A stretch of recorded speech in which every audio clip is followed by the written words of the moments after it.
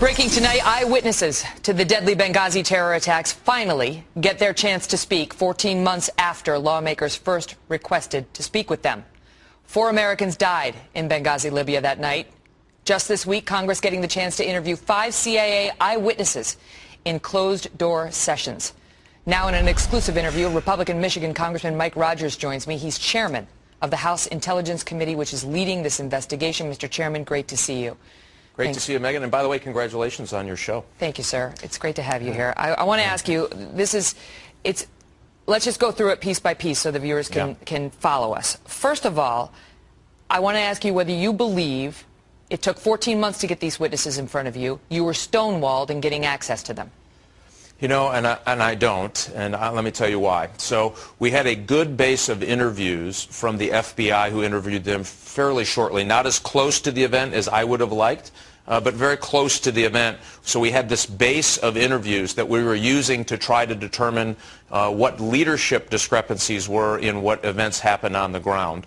And at some point, it worked to the logical point where we needed to bring the actual on-the-ground witnesses in, even after they had already been interviewed by the FBI, so that we would have at least some base and some comparisons to see where the discrepancies were and where the investigation should go next. Okay.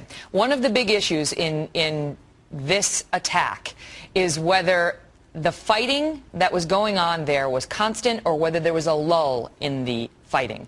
The reason that's relevant is because the State Department did not send the counterterrorism team. There was a counterterrorism team here stateside that could have been dispatched and is normally dispatched in incidents such as these, but was not dispatched. And one of the explanations we've been given from the administration for the decision not to send that team is, well, the attack, we kind of thought it was over. You know, it happened, it was done. And some have said that's not true. The fighting was ongoing. There was no good reason for them not to send that team. Do you believe that the fighting was ongoing that night, or do you believe, as the administration has claimed, there were 2 waves? The second attack at the annex came much later, and it wasn't this ongoing thing. Well, by the testimony we received over the last few days, compared by the testimony that was taken earlier, and it does sync up, it was clear to me that there was intervals of lulls in the fighting, including a 3-hour block of a lull in the fighting. But here's what I think. Well, the very last wave, about 2:30 to 5:30, that last wave that happened about 5:30, there was a lull in the fighting, and in between that. So, and remember, there was several different stages of this. One was at where the ambassador was. Compound and by the way, the guys on the ground. Yeah, and by the way, the guys on the ground, heroes. These guys, we should all be taking our hats off, patting them on the back for huge courage to leave the annex, to go over and rescue those folks on the temporary mission facility. So that is beyond question. And just to refresh our viewers, so they're with us, the original compound where the ambassador was attacked around sometime after 9:30, and the guys who were at the annex, CIA annex, came over to try to save him. They get there, he's missing, right. They can't find him, they get some people and they bring him back to the CIA annex, but at the time the ambassador was still missing. So you're talking about how the guys who went are heroes, and the first wave of attack took place at the compound. Go. Great. And second wave at the annex, but that happened about 45 minutes roughly after they got back. Then you have another lull in the fighting. And there was another attack, and then it appears that the mortar attack happened finally, and that was some hours later. Okay, but let me ask you this, because Congressman Nunes, I'm going to give you the floor in 1 second, but Congressman Nunes came on special report yesterday, and he suggested, because he's in the same hearings you are, there was no lull in the fighting, which would be worse for the administration given the story it's been telling us. Let's listen to him.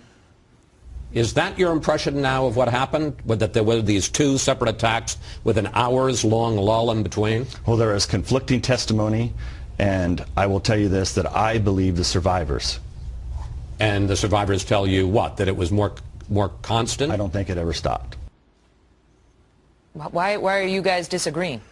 Well, you know, you're a former attorney. Sometimes someone can see the same event and see 3 different things. So the good news is we have the transcripts. We will sit down again next week, go over all the transcripts, and we filled in all the gaps. That's why this part of it was so important. You know, you're a recovering attorney yourself. You know that you have to establish the record so that you have things to compare it with. So that's really why this was a very, very important part of a very long investigation, at least on the intelligence side of it. And by the way, we've done more hearings than we've done anything else in intelligence since the Benghazi attacks. This has been a serious effort. It's just strange to hear two guys from the same party in the same hearing seeing something so different. I understand. But listen, let me ask you this, because there's a lot I want to cover with you, and we don't have a lot of time.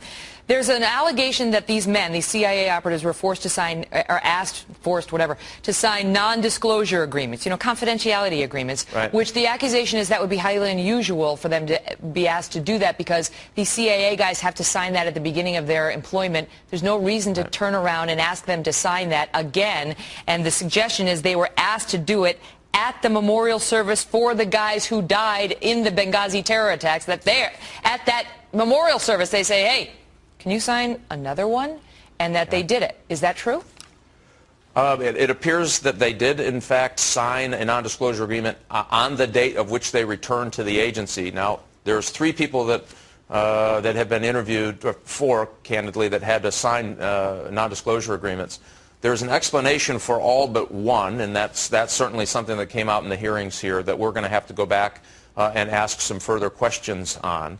We have to remember these folks are dispersed all over the world, and the administrative things that they have to do every time there's a change in their agreement.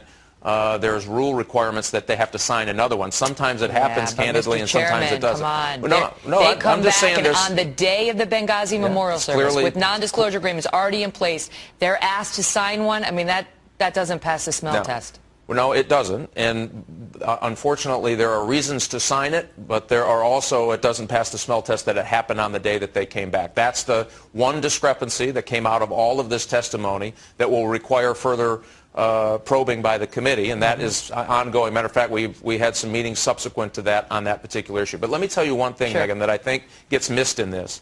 We've spent a lot of time on the time frame and a few minutes difference between the team leaders on the ground and maybe the guys on the ground, and there was a 15, and then we spent a whole year worried about that 8 or 9 or 10 or 15 minutes. We're going to spend some time. The non-disclosure agreement, I do think, is a substantive issue. But here's the problem. The agency folks on the ground told the State Department people on the ground, if you guys behave the way you do now, you are going to die here in Benghazi. That's a problem. And so they knew it. They requested up through the State Department for additional both armament and additional security services that was denied. So, and here's the other thing that came out of this that I thought, we need to get to the bottom of this. There was a posting of a threat in the area, non-specific, that the agency personnel received leading up to the event. So think about this. You had the agency personnel were on high alert. They understood that 9/11, they had a generalized threat. Why didn't the State Department know? Why didn't they react to this higher threat environment? And why didn't they honor the request by the security guys on the ground at the temporary mission facility supposed to guard the ambassador? They ignored all of that. Wow. So the problem here, we're going to spend a lot of time fighting about the few minutes or what happened with the CIA officials on the ground. Well, we it's have relevant run every because lead to the ground. if the State Department didn't send help, that people want to know why. But listen, huge. That's a huge problem. Can I ask you very quickly? Is it a fact that Ambassador Stevens spoke to your committee prior to his murder? Ambassador Stevens did spend some time with our committee prior to his passing. That's significant. You don't normally have ambassadors to Libya speaking to the House Intel Committee.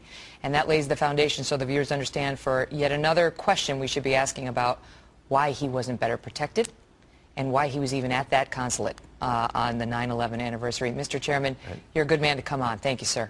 Hey, thanks, Megan. All right, all the best.